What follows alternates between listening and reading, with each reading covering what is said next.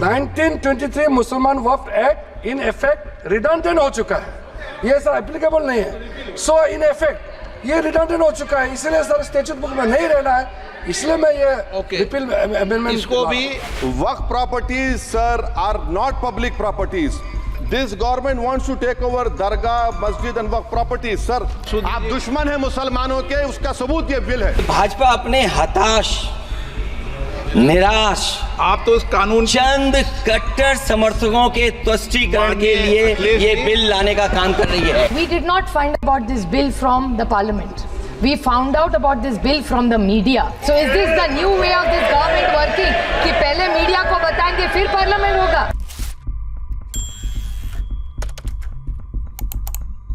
Hello and welcome to the Indian Express. I'm Charulata Biswas and today we will be discussing the Waqf Amendment Bill that has been introduced by the government in the Lok Sabha today.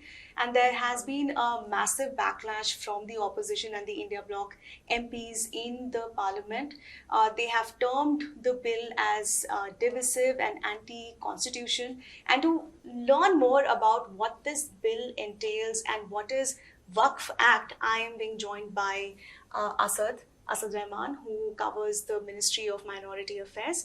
And Asad, let me first begin with the big question. What is the Waqf Act? The Waqf Act is an act that was enacted in 1995 by the Government of India. It's a centralized act to govern all Waqf properties, all Waqf boards across the country. Okay. Now, just to get an idea of how Waqf properties are governed, administered, and what is a Waqf property, I'll just explain a few things. Right. First, a Waqf property is a property which any person or entity can declare any property which is either owned by them or is with them. They can declare a property Waqf. Now, why would a person declare a property as a Waqf property? Because as per Islamic law, declaring a property as a Waqf property is a charitable and pious endeavor. Okay. Now, say for example, one has a piece of land and they want to give it for charity. Now, what they can do is they can give that land and say that this is going to be a Waqf property, and then it goes under the state Waqf board. Now, there are two types of Waqf boards. One is the Sunni Waqf board in a state and a Shia Waqf board. Now, once a person declares a property as a Waqf, it cannot be reversed. Then whatever income is made, for example, say there is a mosque or there is a building which X person wants to give as a Waqf. They will say that, okay, this is a Waqf property and this building will be now used as a mosque or an orphanage, or if there is a piece of land, it will be used as a graveyard or any religious purpose. Then whatever income is made from that, if there is a mosque, then that income will be used for charitable purposes. And 7% of a Waqf property's income, as per the Waqf Act in 1995, 7% of that income will go to the state Waqf board.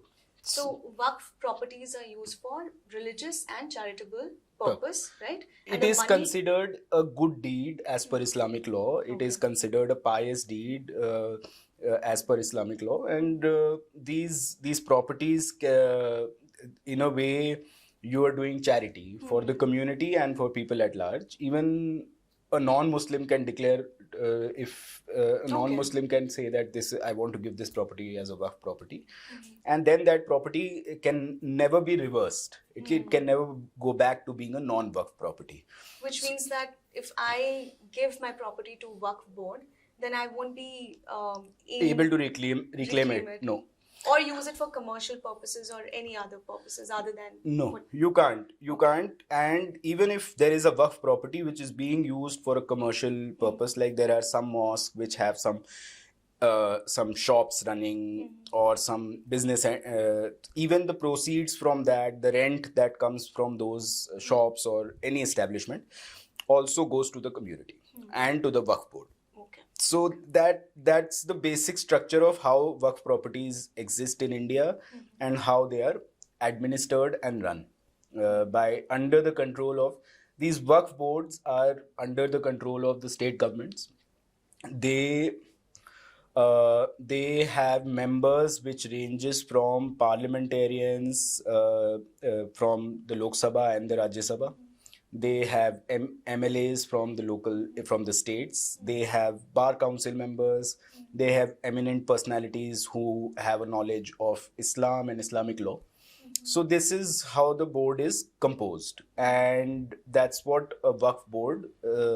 And the Waqf board is a centralized body in a state which looks after each Waqf property, which is then looked after by a mutawalli, which you can translate to a caretaker or a supervisor. So if there is a Waqf property, there will be a mutawalli of it, who will be like the caretaker, who will take care of that place and supervise its running, its functioning, and will in a way be like the ceremonial head for that. And the Mutwalli is supposed to sort of give all the details to the board. To the board. Absolutely. Any Waqf property, whatever is their land or a building or a space or any Waqf property is looked after by the Mutawalli, who then gives the details to the state, to the Waqf board. Okay. And elections happen for the Waqf board chairman. These members are there, like I said, parliamentarians, MLAs, bar council members. How do they get selected for the board? The MLAs are like the lawmakers are nominated by the government. The State government. The state government. Okay. In the Waqf Council, which is a centralized body at the central level, the central government does it. But for the Waqf boards, it's done by the state governments. Okay. They nominate people, MLAs, MPs, bar council members from within the Muslim community. Right. So far. Okay. Okay. So, what is this bill about? What is the changes the amendments that the government is proposing in this act? So the Waqf Amendment Bill that has been tabled today, we've seen a copy of it. It was shared with some MPs, and we've gone through the bill. The major changes that the government is proposing through this bill is, one of the main changes is that the district magistrate or the district collector in a district will become the final arbiter in any disputes related to Waqf properties. So, for example, if a person who says that X property, which is so far a Waqf property, is mine, it's been taken over, encroached by a Waqf board. So far what used to happen, there used to be a tribunal with one member of the judiciary and two eminent people. It was a 3-member tribunal, and that tribunal used to decide whether a property is a Waqf property, or it is a government property, or it is a private individual's property. Now, with the new bill, this power will be taken away from the tribunal and will go to the district collector, which is where the main criticism of this bill is coming from, that because the opposition parties, the All India Muslim Personal Law Board, and other Muslim organizations, the Jamiyat and other organizations, are saying that the district collector is appointed by the government, by the state government. Right. The DM or the DC Right. is appointed by the state government. So if there is any dispute between a state government and the Waqf board over a property, then the opposition to this bill is that the district collector will always rule in favor of the government. Correct. And the district collector is not an independent authority to rule on a dispute regarding a Waqf property. So this is one of the main issues that's being flagged. Other changes incorporated now, so far the MPs who were part of the Waqf Council were supposed to be, it was compulsory for them to be Muslim. Now it can be a non-Muslim MP. Another important thing, there is a chief executive officer of a Waqf board in all the states. Now these CEOs, so far, it was mandatory for them to be Muslim. Now with the new bill, if it is passed, a CEO can be appointed by the government who can be a non-Muslim as well. This is another contentious issue, another contentious change, because the opposition and the Muslim organizations are saying that if you bring a non-Muslim into a religious affair, because a Waqf is essentially a religious body, and like it's completely, it's as per Islamic law. Right. So the opposition to this bill is that how can a non-Muslim be appointed as the CEO of a Waqf board, which has a primary job to manage a religious matter. So that is one of the main criticisms of the bill so far. And there are other issues which the parties have flagged, and it's an exhaustive bill. It's 40 pages. There are a lot of changes that are being brought, and it is going to impact the functioning of the Waqf board and the way they function.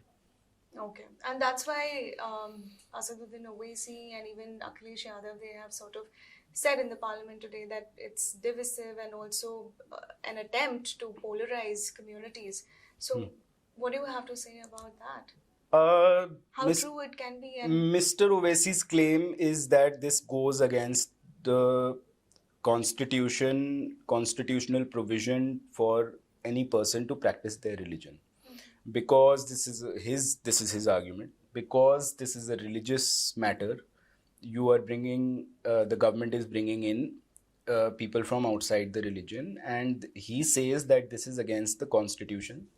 And Samajwadi Party has, since the day reports of this bill came out, the Samajwadi Party has said has taken a clear stand that this is an attempt by the BJP-led government at the center to divide communities and to create a narrative that the Waqf properties, the Waqf board, gives sweeping powers to the Waqf boards, and there is a lot of irregularities as per the government. There are a lot of irregularities. like what do we? They're Do we saying know what the government has disclosed? the government has so far not spoken specifics, but they have said that if this bill is passed, then it will ensure more transparency in the functioning of Waqf boards. Meanwhile, the other side, which is the opposition to this bill, is saying that all the land that was disputed so far, because you are making the district collector the main arbiter in such cases, it will be taken over by the government, and the Muslim community and the Waqf boards will lose its autonomy. Correct. So that is the criticism, and the government on the other hand is saying that they are bringing in more communities within Islam. As per the government, they are bringing in Bohras and they are bringing in the Aga Khani sect. These two sects are a very small minority, and the government is saying that giving them these rights is essential, because their properties and their religious places are not protected by the Waqf Act 1995. Okay. So they've also said that women are going to be a part of the board. So is that true that there are no women in the board? Women cannot participate? The Waqf Act 1995, and I read it yesterday, and it so far has representation of women, which is mandatory. It is not like there is no representation of women in the Waqf boards. There are 2 women. Among the Waqf board members, there have to be 2 women so far. Right. So, and the new bill also keeps the number at 2. So, regarding that, there is some vague information in the media, and whether the government clarifies and gives a more detailed statement on the representation of women, we'll see in the coming days. We'll see in the parliament today, and it's ongoing right now. So that's it from both of us. Thank you, Asad, for joining me in this explained video. And thank you so much for watching. If you like this video, then don't forget to like and subscribe to our channel, The Indian Express. Thank you so much for watching.